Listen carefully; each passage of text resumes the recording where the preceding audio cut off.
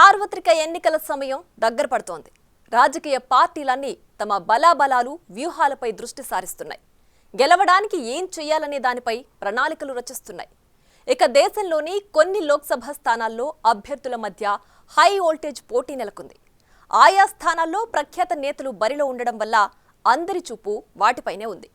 కాశ్మీర్ నుంచి కన్యాకుమారి దాకా రసవత్తర పోటీకి కేంద్రంగా మారిన హాట్ సీట్లేవి? వాటిలో పోటీ ఎలా ఉంది? Let's focus.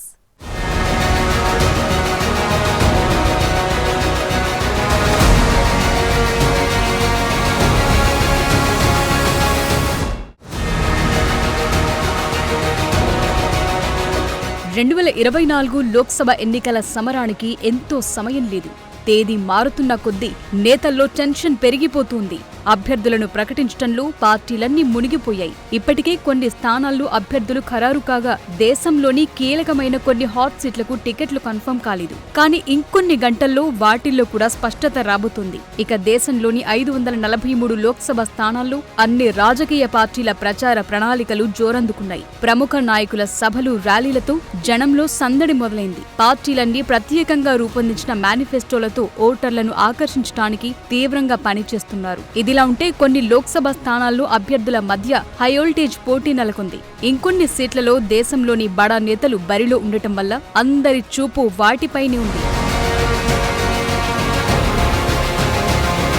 10 ఏళ్ల పాటు లోక్సభలో పూర్తి మెజార్టీతో అధికారంలో ఉన్న భారతీయ జనతా పార్టీ 2024లో మూడోసారి అధికారంలోకి రావటంపై విశ్వాసం వ్యక్తం చేస్తోంది. 543 మంది సభ్యులున్న లోక్సభలో ఆ పార్టీ 400 సీట్లను లక్ష్యంగా పెట్టుకుని క్యాంపెయిన్ మొదలుపెట్టింది. 50% కంటే ఎక్కువ ప్రజాదరణ పొందిన ఓట్ షేర్ కోసం తీవ్రంగా ప్రయత్నిస్తోంది.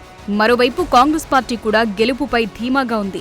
ఈ 10 ఏళ్ల కాలంలో రాహుల్ గాంధీ రాటుదేలటం వల్ల కాంగ్రెస్ వర్గాల్లో కొత్త ఉత్సాహం వచ్చింది. సర్వేలు కాస్త ప్రతికూలంగా ఉన్నప్పటికీ పార్టీ గుర్తును నమ్ముకుని రాహుల్ కష్టంపై నమ్మకముంచి పార్టీ కార్యకర్తలు పనిచేస్తున్నారు. ఈసారి ఎన్నికల్లో సోనియా గాంధీ పోటీకి లేకపోవటం, ప్రియాంక గాంధీ ప్రత్యక్ష ఎన్నికల్లో మొదటిసారి బరిలో ఉండగా ఆయా నియోజకవర్గాల్లో పోటీ ఎలా ఉంటుందో అని ఆసక్తి పెరిగిపోయింది. ఇరు పార్టీలకు సంబంధించి హాట్ సీట్లలో ఇప్పుడు పోటీ చేస్తోన్న అభ్యర్థులు గెలుపు కోసం తీవ్రంగా ప్రయత్నిస్తున్నారు. ముఖ్యంగా ఉత్తరప్రదేశ్లోని వారణాసి లోక్సభ స్థానం నుంచి ప్రధానమంత్రి నరేంద్ర మోదీ పోటీ చేస్తుండటం ఇది మూడోసారి. 2014లో ఈ స్థానం నుంచి మోదీకి ప్రత్యర్థిగా ఆమ్ ఆద్మీ పార్టీ అధినేత అరవింద్ కేజ్రీవాల్ పోటీ చేసి ఓటమి పాలయ్యారు. 2019లో మోదీపై సమాజ్వాదీ పార్టీ నాయకులు శాలిని యాదవ్ పోటీ చేసి ఓటమి చెందారు. అయితే 2014, 2019 ఎన్నికల్లో వారణాసి స్థానం నుండి కాంగ్రెస్ అభ్యర్థిగా అజయ్ రాయ్ పోటీ చేశారు. 2014లో అజయ్ రాయ్కు 75,614 ఓట్లు మాత్రమే వచ్చాయి. ఈ ఎన్నికల్లో మోదీపై 5,05,408 ఓట్ల తేడాతో ఓడిపోయారు. 2019 లోక్సభ ఎన్నికల్లో రాయ్ ఓట్ల శాతం పెరిగింది. 2019లోనూ రాయ్ 5,22,116 సీట్ల తేడాతో ఓడిపోయారు. ఇక కాంగ్రెస్ అభ్యర్థిగా అజయ్ రాయ్ మూడోసారి మోదీతో పోటీ పడనున్నారు. వారణాసిలోని కొలస్ట్లా, పింద్రా స్థానాల్లో 5 పర్యాయాలు ఎమ్మెల్యేగా గెలిచిన అజయ్ రాయ్ ఈసారి మోదీని ఎలా ఎదుర్కొంటారో చూడాలి. వారణాసి స్థానం నుండి ప్రియాంక గాంధీ పోటీ చేస్తారని తొలుత ప్రచారం జరిగింది. అయితే తొలిసారి ప్రత్యక్ష ఎన్నికల్లో పోటీ చేస్తున్న ప్రియాంకను ఏదైనా సేఫ్ సీట్ నుంచి బరిలోకి దింపటం మంచిదని కాంగ్రెస్ అధిష్టానం భావించింది. ఆమెను ఉత్తరప్రదేశ్లోని రాయ్బరేలీ నుంచి పోటీకి దింపాలని నిర్ణయించినట్టు తెలుస్తోంది. దీంతో ప్రధాని మోదీపై పోటీ చేయడానికి ఇండియా కూటమి పార్టీలన్నీ కలిసి వారణాసి స్థానానికి ఉమ్మడి అభ్యర్థిని ప్రకటించాలని ఆశించాయి. అయితే 2019లో వారణాసి నుంచి కాంగ్రెస్ తరపున అజయ్ రాయ్ పోటీ చేసి 2014 ఎన్నికల్లో కంటే కాస్త మెరుగైన ఓట్లు సాధించడంతో ఈసారి కూడా అజయ్ రాయ్ సరైన అభ్యర్థి అని నిర్ధారించుకున్నట్టు తెలుస్తోంది. ఇక దేశంలోనే మరో హాట్ సీట్ కేరళలోని వాయనాడ్ లోక్సభ స్థానం. ఈ స్థానం నుంచి కాంగ్రెస్ అగ్రనేత రాహుల్ గాంధీ పోటీ చేస్తుండటం ఇది రెండోసారి. 2019 ఎన్నికల్లో రాహుల్ గాంధీ అమేథీ, వాయనాడ్ స్థానాల నుంచి పోటీ చేశారు. గాంధీలకు కంచుకోటగా ఉన్న అమేథీలో బీజేపీకి చెందిన స్మృతి ఇరానీ చేతిలో ఓటమి చెందారు. ఇక వాయనాడ్లో సిపిఐ అభ్యర్థిని ఓడించారు. కాగా రాహుల్ కి పోటీగా ఈసారి వాయనాడ్ స్థానంలో సిపిఐ నేత అన్ని రాజాను నిలబెట్టింది సిపిఐ పార్టీ. అయితే వాయనాడ్లో కాంగ్రెస్ సిపిఐ పోటీ పడటం మరింత ఆసక్తిని రేపుతోంది. ఈ రెండు పార్టీలు జాతీయ స్థాయిలోని ఇండియా కూటమిలో భాగస్వామ్య పక్షాలుగా ఉన్నాయి. అందులోనూ అన్ని రాజా మహిళా హక్కుల కార్యకర్త కావటంతో రాహుల్ కు మంచి పోటీ ఇస్తారనే అభిప్రాయం ఉంది. ఇక కూటమిలో పార్టీ అయిన సిపిఐ రాహుల్ గాంధీకి వ్యతిరేకంగా ఎలా పనిచేస్తుందోనని అంతా ఆసక్తిగా చూస్తున్నారు. 2019 లోక్సభ ఎన్నికల్లో వాయనాడ్ స్థానంలో సిపిఐకు చెందిన పిపి సునీర్ పై 4.31 లక్షల కోట్ల తేడాతో రాహుల్ గాంధీ గెలుపొందారు. ఈ చేదు అనుభవంతో కంగుతిన్న సిపిఐ ఈసారి తమ అభ్యర్థిని మార్చేసి party national federation of Indian women general secretary అన్ని రాజాకు అవకాశం ఇచ్చినట్లు తెలుస్తోంది.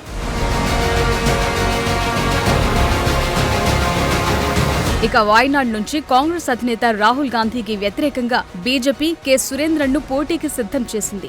బీజేపీ అభ్యర్థి సురేంద్రన్ భారతీయ జనతా యువమోర్చా వాయనాడ్ జిల్లా అధ్యక్షుడిగా తన రాజకీయ ప్రస్థానం మొదలుపెట్టిన వ్యక్తి. 2019 లోక్సభ ఎన్నికల్లో పతనంతిట్ట నుండి పోటీ చేసి ఓడిపోయారు. అదే సంవత్సరం ఉప ఎన్నిక కోసం కొన్ని అసెంబ్లీ స్థానం నుండి పోటీ చేశారు. అక్కడ కూడా గెలవలేదు. అయితే ఆ మధ్య శబరిమలలోకి యువతుల ప్రవేశానికి వ్యతిరేకంగా జరిగిన ఆందోళనల్లో బీజేపీ అగ్రనాయకుల దృష్టిలో పడ్డాడు. 2020 నుంచి సురేంద్రన్ బీజేపీ రాష్ట్ర శాఖ అధ్యక్షుడిగా మారారు. కేంద్ర మంత్రి వి మురళీధరన్ కు అత్యంత సన్నిహితుడైన కె సురేంద్రన్ ఇప్పుడు బీజేపీ అభ్యర్థిగా వాయనాడ్లో రాహుల్ గాంధీపై పోటీలో ఉన్నారు.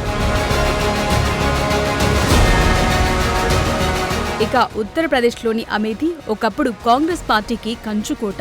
సంజయ్ గాంధీ, రాజీవ్ గాంధీ, సోనియా గాంధీ వంటి దిగ్గజ నేతలు ఈ స్థానం నుంచి గెలిచి లోక్సభలో అడుగుపెట్టారు. 2004 నుంచి 2014 వరకు రాహుల్ గాంధీ అమేథీ లోక్సభ స్థానం నుంచి గెలుపొందారు. అయితే 2014 నుంచే ఈ సీట్లో హోరాహోరీ పోటీ మొదలైంది. 2014 ఎన్నికల్లో అమేథీ నుంచి తొలిసారి పోటీ చేసిన బీజేపీ అభ్యర్థి స్మృతి ఇరానీ ఓడిపోయారు. ఆ ఎన్నికల్లో కాంగ్రెస్ అభ్యర్థి రాహుల్ గాంధీనే గెలిచారు. అయితే 2019 ఎన్నికల్లో స్మృతి ఇరానీని విజయం వరించింది. ఇక 2024 ఎన్నికల్లో వరుసగా మూడోసారి అమేథీ నుండి ఆమె బరిలో ఉన్నారు. ఈ స్థానం నుంచి కాంగ్రెస్ ఇంకా అభ్యర్థిని ప్రకటించలేదు. రాహుల్ వాయనాడ్ నుండి పోటీ చేస్తారని ఇప్పటికే స్పష్టత వచ్చింది. అయితే రాహుల్ గతంలో మాదిరి ఈసారి కూడా అమేథీ నుంచి రెండో స్థానంలో బరిలోకి దిగుతారా లేదా అనే దానిపై క్లారిటీ లేదు. ఇక కేరళలోనే మరో హాట్ సీట్ తిరువనంతపురం లోక్సభ స్థానం. ఈ సీట్ నుంచి సిట్టింగ్ ఎంపీ కాంగ్రెస్ సీనియర్ నేత శశి థరూర్ వరుసగా 4సారి గెలుపు ఖాయమంటూ ధీమాగా ఉన్నారు. మరోవైపు లోక్సభ ఎన్నికల్లో గెలిచి కేరళలో బీజేపీ ఖాతా తెరవాలనే పట్టుదలతో బీజేపీ నేత కేంద్ర మంత్రి రాజీవ్ చంద్రశేఖర్ తీవ్రంగా ప్రయత్నిస్తున్నారు. అయితే ఇదే సీట్ నుండి పోటీలో ఉన్న మరో ప్రముఖ సిపిఐ నాయకుడు పన్నయన్ రవీంద్రన్ కూడా గట్టి పోటీ ఇవ్వటానికి సిద్ధపడుతున్నారు. 2005 సంవత్సరంలో ఈ నియోజకవర్గం నుంచి గెలిచిన ట్రాక్ రికార్డ్ రవీంద్రన్ కుంది. ఈయన ప్రస్తుతం ఎల్డీఎఫ్ పార్టీ నుంచి బరిలోకి దిగనున్నారు.